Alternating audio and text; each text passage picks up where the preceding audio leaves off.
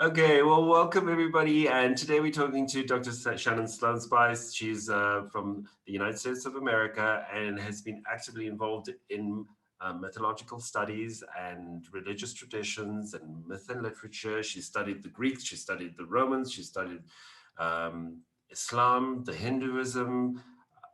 There isn't an ology you haven't studied. Am I right, Shannon? I love ology. Stories are my bliss. There's healing in every word with ology in it, right? So Yeah, exactly. You've studied Hebrew, you've studied Jewish myths, you've studied traditional approaches, religious approaches, Egyptian mythology, mhm. and the depth of psychology that you've looked at is and tying it back to human nature has been pretty incredible. And that's one of the reasons why we've asked you to join us here today. And thank you so much for joining us today.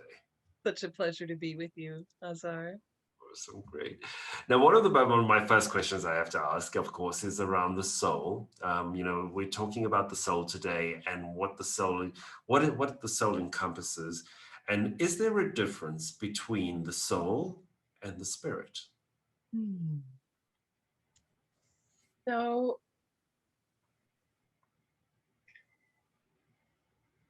I think that soul is in the landscape.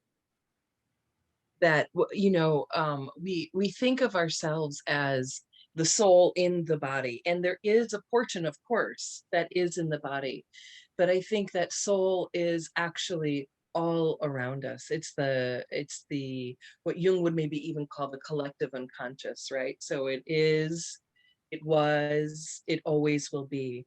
And I think that one of the main reasons why we are anxious and depressed and unsettled is because we have fallen out of right relationship with the earth and with the landscapes that we love and are claimed by, right? Because we may have various migrant movements throughout our lives in the world, but we are still indigenous to this planet, right? And so to be able to find your soul and your roots in your landscape is, I think, really essential, even if it changes from the landscape from which you were born.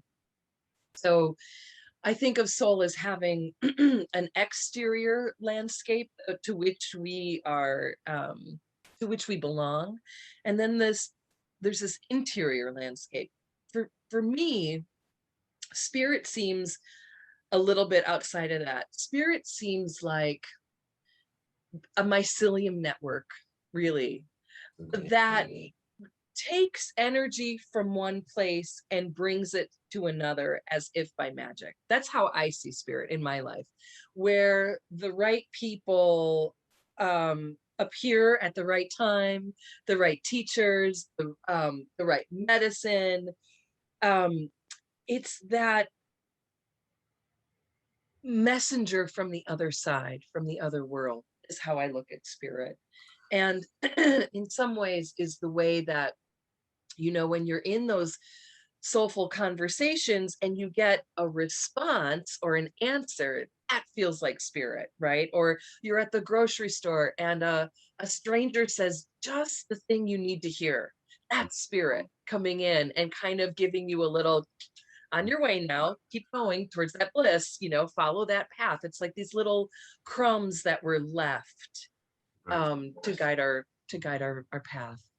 And so a lot of cultures that I've looked at around the world, they would refer to that as their ancestors speaking to them or their ancestors getting involved or pushing them in the right direction. Mm. Would would the ancestry or the ancestors be a spirit or would they be a soul? What would you call them? Ancestors are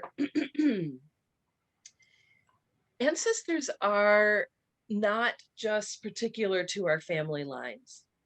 No, this tree in my yard that was here before I moved here is my ancestor. The lake that I live by is my ancestor. In fact, I look at water as our oldest living ancestor, right? Water is sentient and wise, and here I am crying just thinking about it. Um, but all bodies resonate with water. But it doesn't matter if you're a bumblebee or you're a tree or you're a human, we all, or a plant, we all need water. And so that to me is really the God principle that connects all living life, right? So when I fall away, the water of my body gets recycled in that water cycle and takes on the form of a new, ancestor that's coming. And um, so ancestors can be your personal lineage, but I think they can also be the landscape as well. It's a stretch for me to think of it like that, because I've never looked at the soul being so far beyond the body and Mm. beyond the thoughts of having a greater link to nature and to earth and to you. Would you extend it then to people around you as well? Um,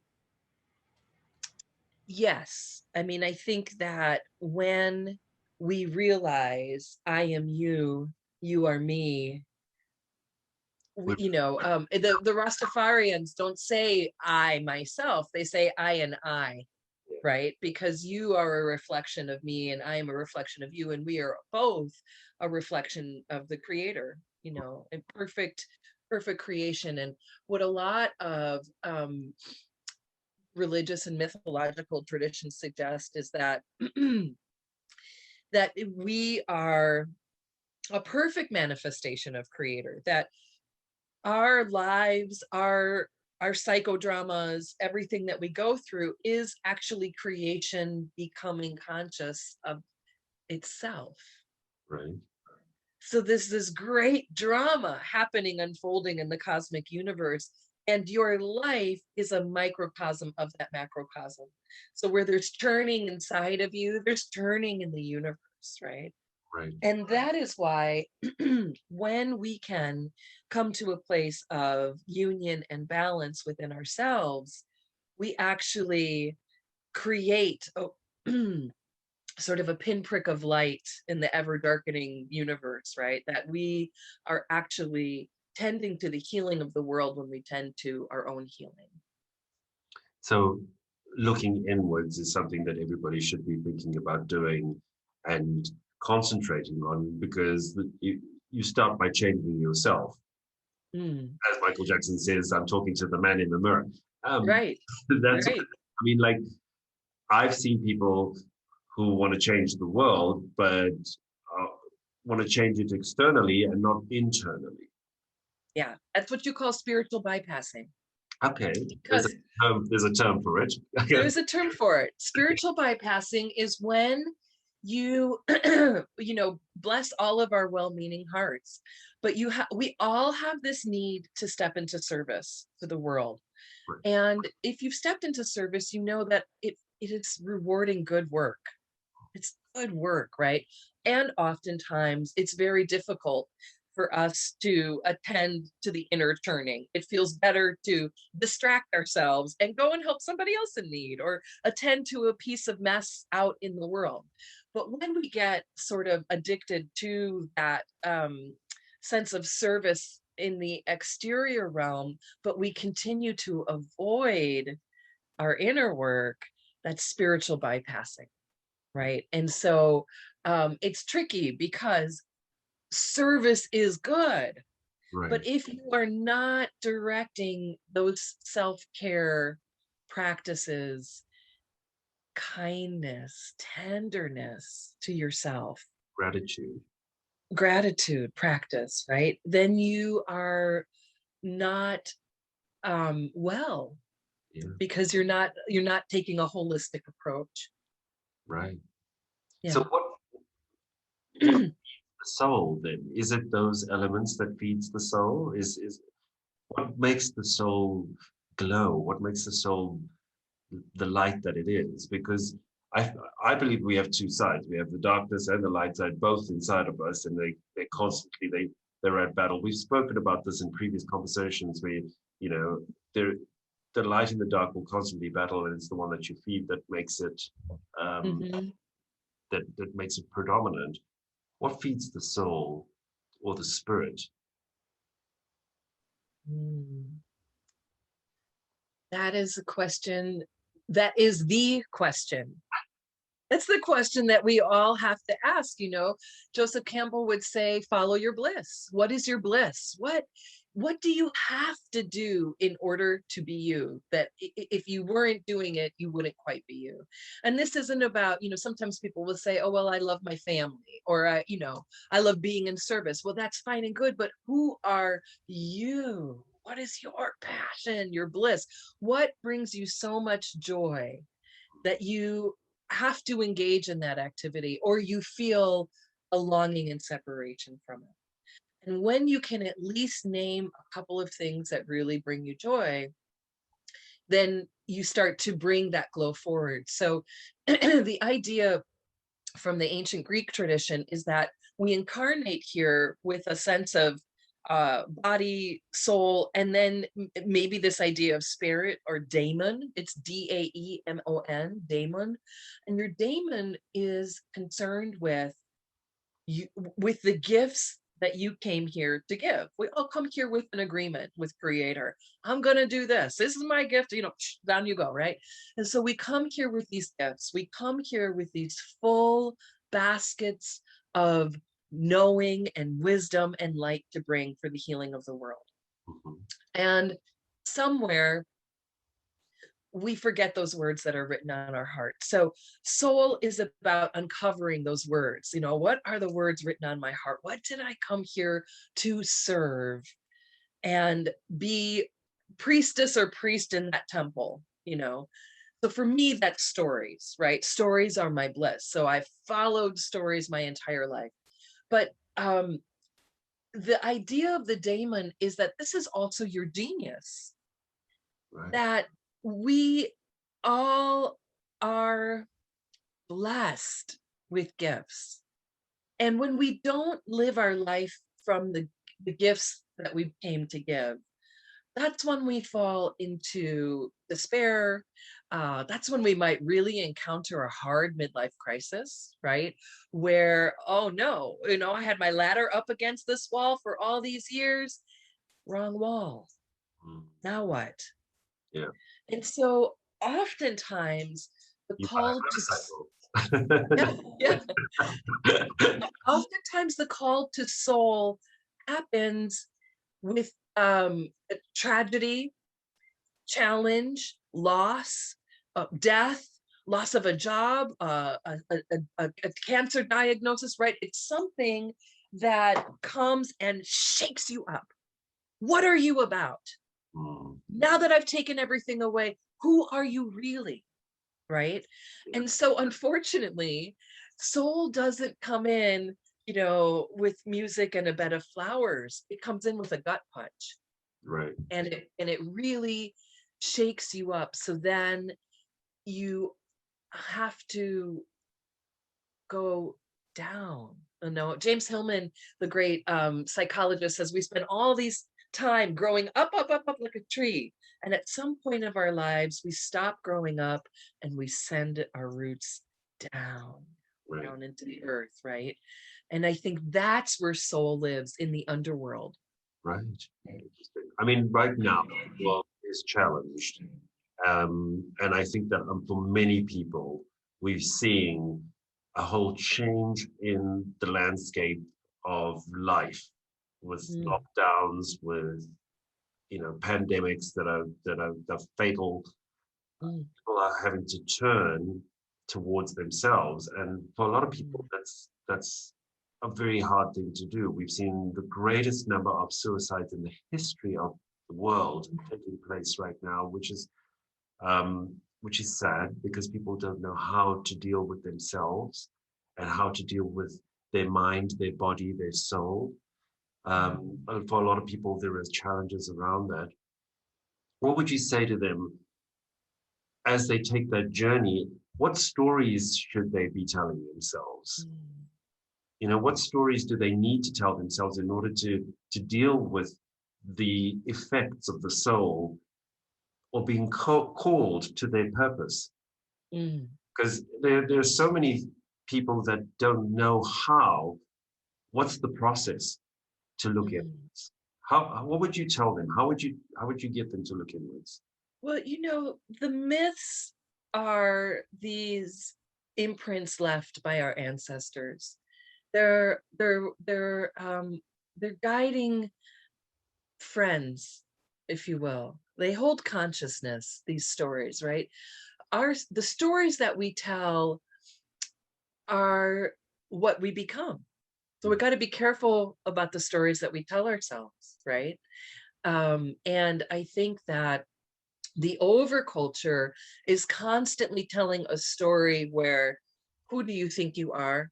You're not worthy. You can't do that. You're not enough. La la la la. Right. And the message of soul is that you are perfect, even in all of your brokenness. In fact, um, we're meant to be broken, and Okay. then we're meant to, rise like the phoenix from the ashes. So um, I'm the gonna, stories, I'm gonna take you back, if I may, yeah. quickly, where you spoke about just now, coming from the underworld. Explain Yeah. it for us. What does that mean? Well, underworld is really, the literal translation is the realm of the soul, Okay. right? So in ancient mythologies, the underworld was the place where souls went to, where the dead went to, or where the ancestors yet to be born were. But it is also, in a sense, this um i- a psychological place that we find ourselves. Right now, the world is in the underworld. We've all gone into the underworld with this pandemic. And that is because we've been challenged, you see, because we can no longer move about the way we used to, because we have to do things differently. Well, we can't hug our loved ones. So, what do we have to do? Well, like you said, we're all right there looking at the man in the mirror.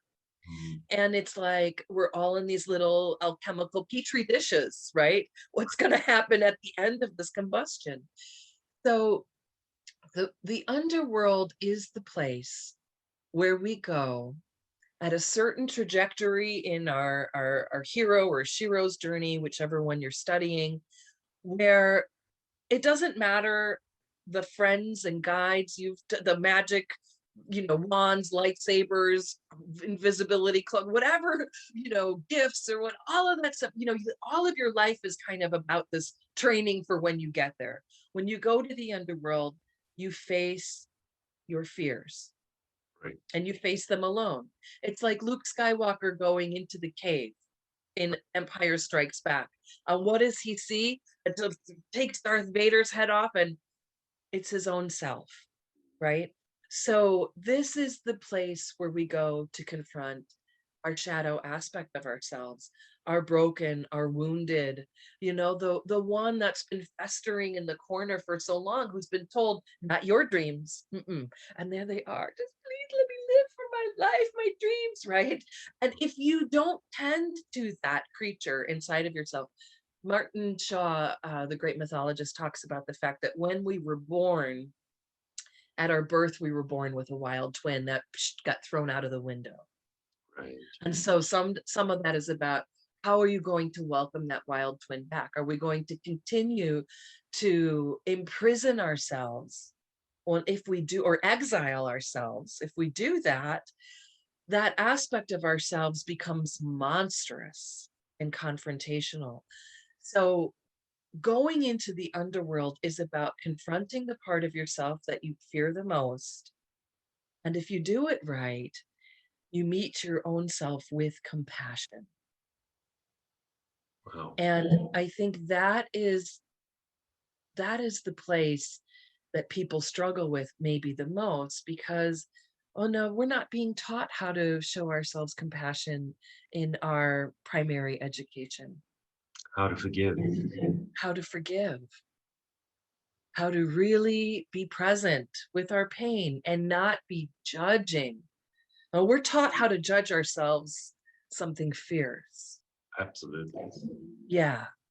I, So that's the work. And so for what I would say for people who are going through that struggle is to heal the story, right? That instead of being a victim, how do you turn that into, you know what? Actually, that divorce was the beginning of my life, right. right? How do you change the narrative so that that place where the wounding happens also is the place where the gift is born from? Do you feel that for some people they want to live in the infatuation of the divorce, for example, or the infatuation of the hurt that my mother did, or the infatuation of they're infatuated with the story to the point that that becomes their oscillating factor. They move in that circle the whole time, and to see the other side, the benefits, as well as the drawbacks, and bring themselves to balance is too hard. Do you find that there are people that by seeing those elements are too scared to see those elements, so their souls stay at a certain level? Is there a ladder that the soul can escalate to, on? Of course, of course. I mean, there's a beautiful Socratic dialogue about that, where Socrates i- is telling that he learned this idea from this woman philosopher, actually, Aspasia, and that is that we're climbing a ladder, Mhm. and we're supposed to climb a ladder, and that with each kernel of wisdom, it gets us closer to whatever our greatest good is. So that's the first thing we have to name, is what is my bliss? Mm. And that's going to be different. What is beautiful, the Greeks would say, what is beautiful to me? The more that I move towards what is beautiful to me, for Socrates, that was the philosophia, the love of wisdom, the pursuit of wisdom. That was his ladder. So we have to find what our ladders are. Right. And yes, we are meant to evolve.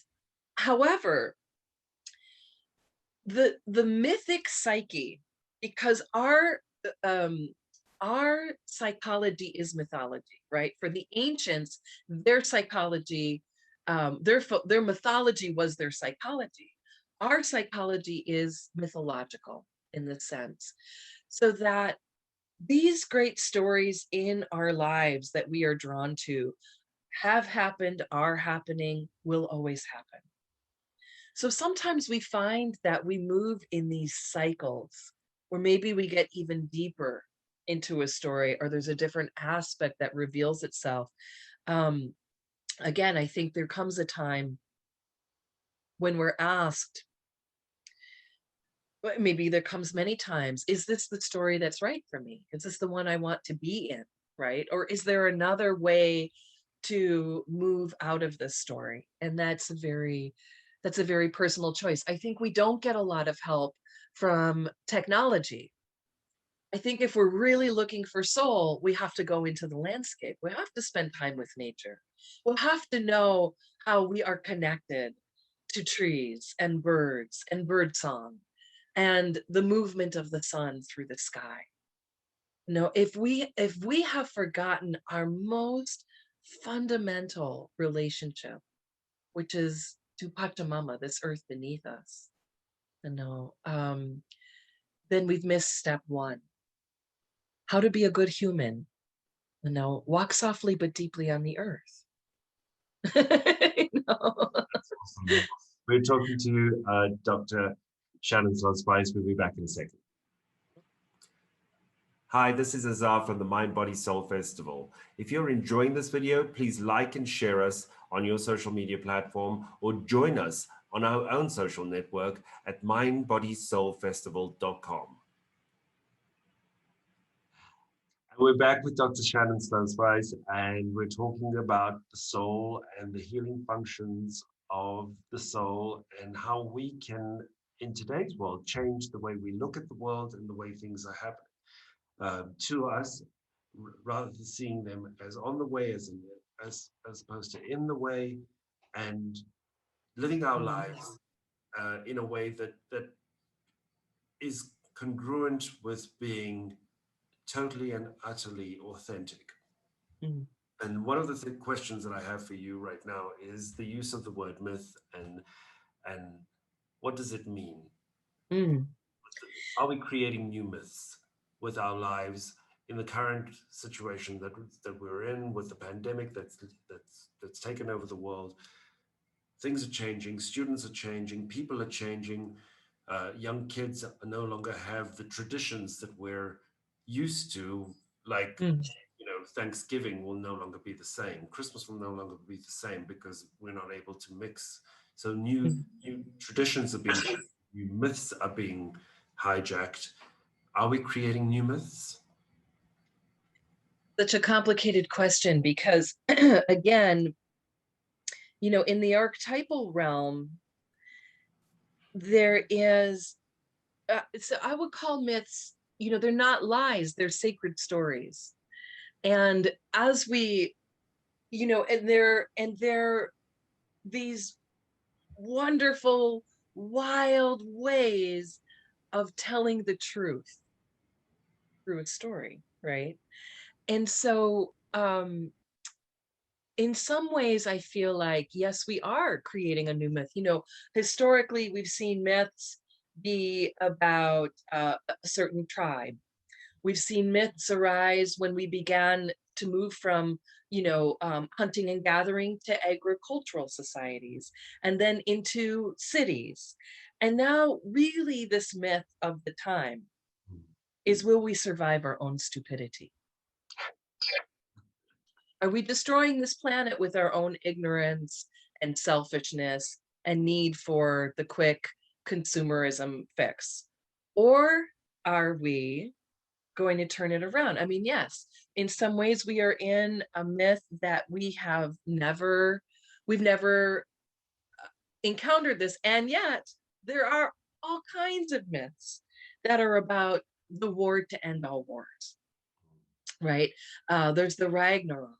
There's the Mahabharata, when the Bhagavad Gita begins. It's the war to end all wars. So in some ways, we are always standing in paradox between the old world dying and the new world emerging. And that is because we are constantly traveling in a cycle. We're not traveling in a beginning, middle, and linear way, but we're traveling in these cycles, these spirals that get deeper and deeper, right? And um, so yes, there is a need for a new story, which is an old story, right? There is a need for, and it seems to me that humanity moves away and we come back, So and we move history, away and come back. yeah. And Hmm. I see that in a lot of people that are constantly in and out of relationships. It seems Hmm. that their cycle seems to be, they attract and repel the same people all the time, and Mm. you're going through that sort of oscillation the whole time, positive and negative. But they seem to keep attracting the people because they're not getting the learnings That's right. and they're not getting the healing. Talk That's right. talk to me about the healing power of creativity and how that can help.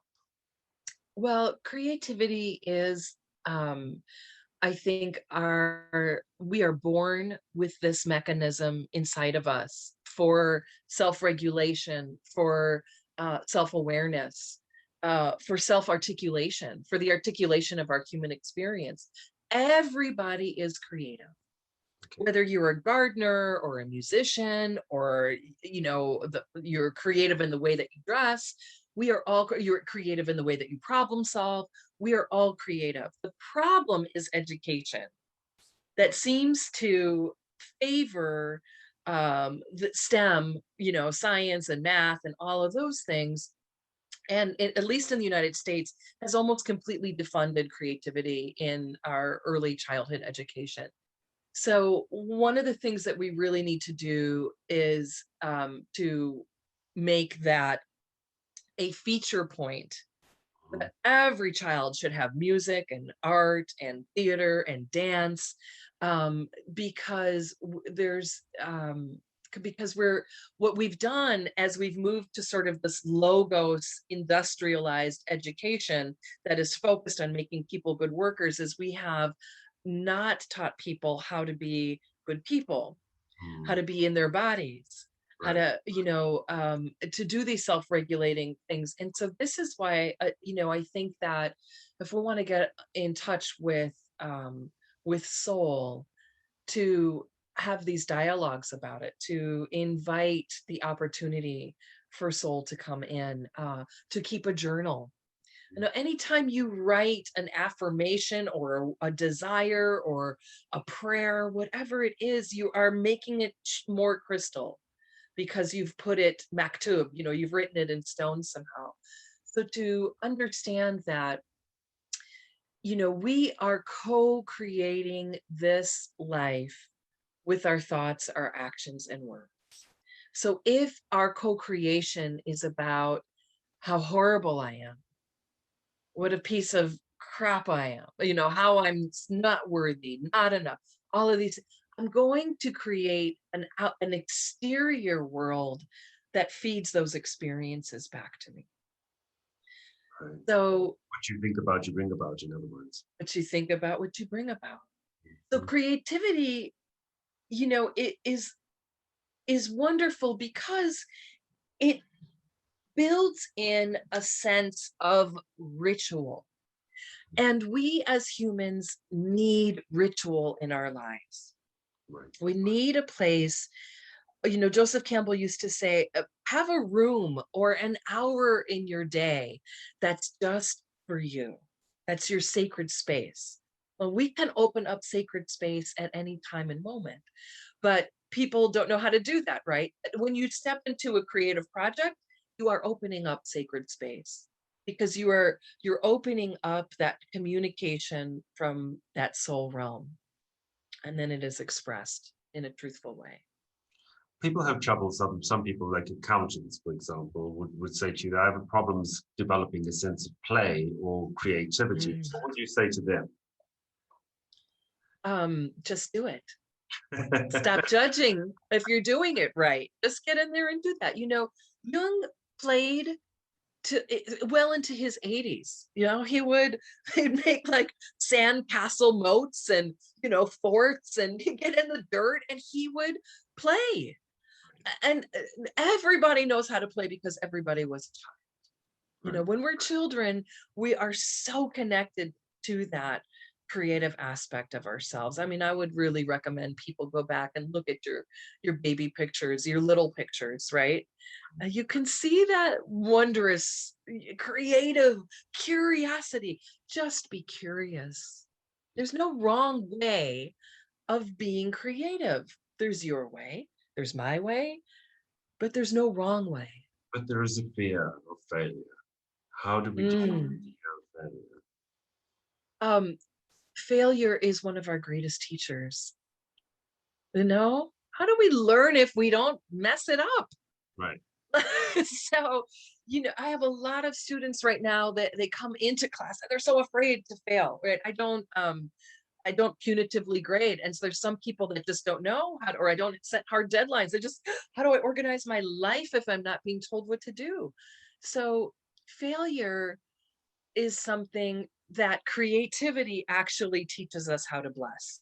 Right. And I love this because when you're putting on a play, you don't just go and perform it. You have rehearsal, Mm-hmm. you practice, Yeah. right? So Joseph Campbell says, follow your bliss. If you follow your bliss, the universe will open windows where there were only walls before. Right. And Michael Meade puts this addendum onto it. He says, but when you follow your bliss, you also follow your blisters. Sometimes the obstacle is in the way, and sometimes the obstacle is the way. Right. Because the road gets rocky and you trying to go and it's like, you can't go that way. So what do? You have to go the way you're meant to go. Yeah. So we have to bless the bliss and the blisters. Like you said, we're light and dark. That's part of it. Right. We are not creatures of full success and glory. We are also creatures that are wounded and walking with our failures all the time. But there's a beauty and richness in acknowledging that. You know, the Japanese, when a pottery vessel cracks, they fill the crack with gold. They fill it with gold. That's what we need to do with our failures, is paint Because them in it's gold. not useless. It's worth something still, just because it's not something that we should discard. And it was meant to break. You Mm, see, sometimes things are meant to break. They're yes. meant to break us open. So you can And then the new create, you see, all of creativity moves in cycles as well. Sometimes it ebbs away from us and we say, well, there it goes out to sea, it'll never come back. And then, sometimes it comes back in ways you never expected. that's right. Well, Steve Jobs was talking about the fact that artificial intelligence will become the norm, that people will be able to get access to information and principles and constructs and coding and all sorts of things directly through, and there will be lots and lots of ways in which jobs will be fulfilled by artificial intelligence, and it's up to you to design the life that you want. So it's the design, the creativity. Those with he actually laughed, says those people with arts degrees that everybody thought were useless, um, Are essential. guess what, they're not so useless anymore. And it's changing the dynamics of the way things the world is starting to move into. People are starting to think about creativity in different ways. Give us an idea from your perspective. How can one engage the creative soul? Well, I think wonderment is a part of that. Find something to wonder at. The world is longing for your attention, for your romantic notions, for your poetry. The world is longing for you to step back into conversation with her. So I would start by going out into nature and speaking a poem, or listening deeply and seeing what she has to tell you. Um,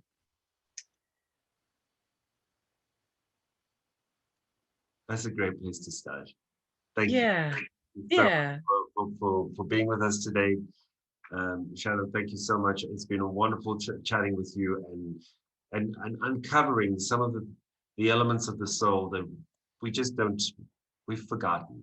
And this is now a time for the world to start to reemerge and see You know, each other and love each I, other and I forgive. think it's hopeful, Yes. Azar. Yeah, and I think if we were to personify Lady Corona, Mhm. I call her Lady Corona, because a corona is a halo. When it's a crown. When you give birth, they say the baby is crowning. We come in crown first, right? So here comes the crowned one. And everything we knew has to now be reimagined. This is a hard lesson from Mother Earth, right? This is her, right? If we don't get the memo, it'll just shake us off like a bad case of fleas.